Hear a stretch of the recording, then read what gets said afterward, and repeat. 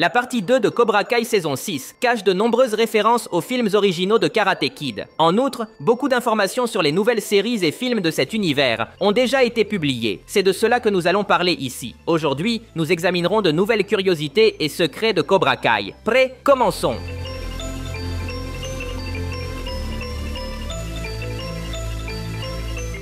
Dans l'épisode 9, Silver se révèle comme le grand méchant de la saison. Dans cette scène, Silver prend un bain dans une baignoire. Et à la fin, il se lève devant tout le monde. Une question se pose alors. Silver était-il nu ou portait-il quelque chose? Selon le producteur de la série, Hayden Schlossberg, Terry Silver était complètement nu dans cette scène. Le producteur l'a confirmé sur son compte X. Avec cela en tête, il est amusant de revoir la scène, car on remarque comment tous les présents s'efforcent de ne pas regarder les parties intimes de Silver. La sensei Kim Da-eun se détourne même de façon gênée. Et regardez Shozen, sa concentration est impressionnante. On peut lire sur son visage la phrase « Celui qui regarde en bas est gay ». En continuant avec la même scène, Silver dit à John Kreese qu'il devrait prendre un massage à l'hôtel et qu'il l'invite comme au bon vieux temps. C'est une référence à Karate Kid 3. Dans ce film, Silver travaillait avec Kreese pour détruire Daniel. Et il y a une scène où des femmes donnent des massages à Kreese comme cadeau de Silver. Une référence subtile. Dans l'épisode 7, les Miyagi-Do affrontent les Dublin Thunders, un dojo appartenant à l'Irlande. Ici, Hawk dit qu'ils se sont récemment battus sur une plage en dehors du tournoi et souligne qu'ils cherchent toujours à se battre. Cela est basé sur un stéréotype des Irlandais, selon lequel ils adorent se battre. En fait, ce stéréotype se confirme dans l'épisode 10, lorsque la bataille générale commence. Le dojo de Russie a déclenché le conflit, mais les Irlandais sont les premiers à crier et à se joindre à la guerre. Ils n'avaient aucune raison de faire des histoires, mais ils se sont tout de même joints à la mêlée lorsqu'ils ont vu l'opportunité de se battre.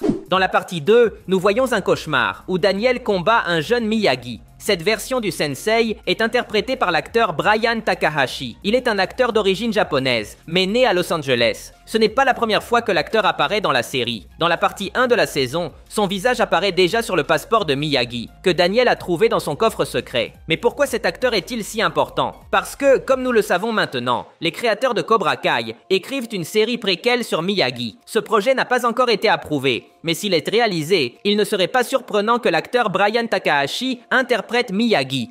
Lorsque Silver parle avec son avocat, celui-ci lui dit qu'il a perdu tout son argent avec les dojos Cobra Kai. L'avocat est inquiet pour lui et lui avertit que tout ce karaté va finir par le conduire à la morgue, comme son ami Snake. Mais qui est Snake? Eh bien, il était l'un des hommes de main que Silver avait engagé dans Karate Kid 3 pour harceler Daniel. Son personnage était très secondaire et nous n'avons jamais su ce qui lui est arrivé après cette histoire. Maintenant, Cobra Kai nous confirme qu'il a continué sur la mauvaise voie et qu'il est mort. Netflix a récemment publié une mini bande-annonce pour la partie 3 de Cobra Kai. Dans cette vidéo, on peut voir Daniel combattre des voyous déguisés en squelettes. La scène ne nous donne pas plus de contexte, mais c'est une claire référence à Karate Kid 1. Dans ce film, il y a une scène où Johnny Lawrence et ses amis sont déguisés en squelettes pour Halloween, et ils attaquent Daniel en groupe. Apparemment, la série fera référence à ce moment. Si vous me demandez, cette scène de la partie 3 pourrait n'être qu'un rêve de Daniel, ou bien ces voyous pourraient être envoyés par Terry Silver pour le harceler. Cette curiosité n'est pas de la partie 2, mais je ne savais pas dans quelle vidéo l'intégrer. Alors je la mentionne ici. La scène de Carmen à l'hôpital est une claire référence au film Rocky 2 de 1979. Dans ce film, la femme de Rocky, Adriane, a eu une grossesse à haut risque et est tombée gravement malade quelques jours avant le combat contre Apollo Creed. Rocky est resté à ses côtés jusqu'à son réveil. À la fin, sa femme lui a demandé de tenir une seule promesse. Elle lui a demandé de gagner. C'est exactement ce que Carmen a demandé à Johnny et Miguel. Rien d'étonnant. Tout le monde sait que Cobra Kai adore faire référence à la saga Rocky. Beaucoup espèrent encore voir un caméo de Julie Pierce dans Cobra Kai. Elle était la protagoniste de Karate Kid 4 et est peut-être le seul personnage important de cet univers qui n'est pas encore revenu. Le producteur de la série, Hayden Schlossberg, a été interrogé à ce sujet et a répondu catégoriquement que Julie n'apparaîtra pas. Cela détruit tous nos espoirs. Cependant, une photo de la partie 3 a récemment été publiée, où l'on peut voir Daniel dînant avec sa femme et Shozen. Mais ici, il y a une femme mystérieuse. Cela a conduit de nombreux fans à spéculer qu'il pourrait s'agir du caméo, tant attendu de Julie Pierce, bien que le producteur de la série ait nié cette possibilité. Rappelons-nous que ce n'est pas la première fois que les membres d'une série mentent pour cacher quelque chose d'important. Mais qu'en pensez-vous? Verrons-nous enfin Julie Pierce ou devrions-nous abandonner cette idée? Beaucoup sont contrariés par le nerf évident que Hawk a subi dans les dernières saisons. Face à cette situation, le producteur de la série, Hayden Schlossberg, a donné des explications sur son compte X. Il affirme que Hawk est actuellement au sommet de sa force dans la série, mais qu'il a perdu l'opportunité de devenir capitaine à cause de son arrogance lors des évaluations. L'explication n'est pas entièrement satisfaisante. Et pour couronner le tout, Hayden dit qu'il ne faut plus attendre de combats importants de Hawk dans la partie 3. La partie 2 contenait les dernières batailles importantes de ce personnage. Nous devrons donc nous résigner.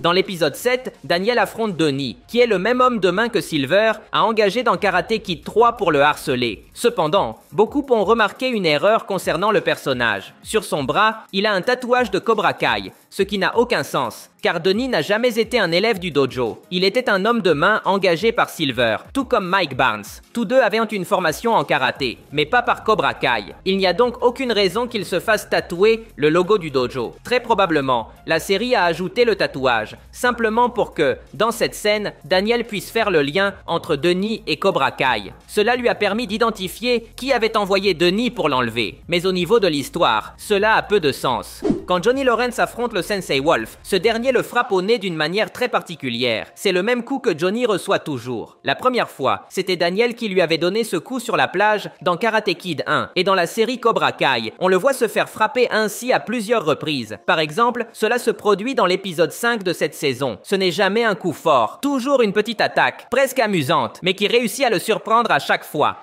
Dans l'épisode 9, Chozen vole le couteau de Chris pour lui faire croire que Silver l'a pris. Il fait cela pour semer le chaos entre les deux personnages. Cependant, la sensei Kim Da-hoon découvre la supercherie et lui réclame le couteau. En réponse, Chozen lâche la phrase « Tu me confonds avec un voleur ». Cela semble être une référence à Karate Kid 2. Dans ce film, nous avons rencontré un jeune Chozen qui escroquait les habitants d'Okinawa avec une balance trafiquée. À cette époque, Daniel avait découvert la fraude et l'avait dénoncé comme un voleur devant tout le monde. Depuis, Chozen a changé et a abandonné sa vie de délinquant. Mais il lui reste quelques expériences de voleur, car c'est lui qui a eu l'idée de voler le couteau de Chris, et c'est lui qui exécute le vol. Certaines mauvaises habitudes lui sont restées. En 2025, le nouveau film de Karate Kid intitulé Karate Kid Legends sortira. Jusqu'à présent, il avait été dit que le film n'aurait aucun lien avec la série Cobra Kai. Cependant, très récemment, l'acteur Ralph Macchio a révélé un grand changement dans une interview pour Variety. Selon l'acteur, le nouveau film se déroulera 3 ans après la fin de Cobra Kai. Cela confirme donc que toute la série sera canon avec le film. Pour l'instant, aucun personnage de la série n'a confirmé sa participation à ce film, à l'exception de Daniel LaRusso. Mais il est fort probable que nous verrons au moins un caméo de personnage, comme Johnny Lawrence ou la famille de Daniel. Il faudra attendre.